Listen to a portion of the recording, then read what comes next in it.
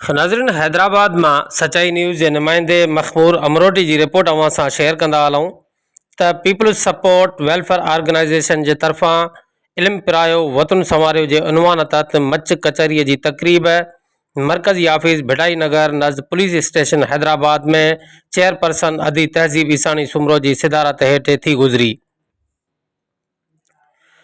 जैमें state secretary जा फराइज जवरिया बलोच सरअंजाम दिना। तकरीब में पीपल्स सपोर्ट वेलफेयर ऑर्गेनाइजेशन के उहदेदारन मेंबरन सिविल सोसाइटी के मानुन और मुख्तलिफ सियासी समाजी तंजीमुन के अगवानन शिरकत कई। तकरीब में फ़कीर अब्दुरऊफ़ बुरडो, हाफिज सरमद मुस्तफ़ा बुरडो, डॉक्टर मीर हसन लाशारी, मखमूर अमरोटी, बलोच खान मीरजत, मीर हसन कांदड़ो और बेन शिरकत कई।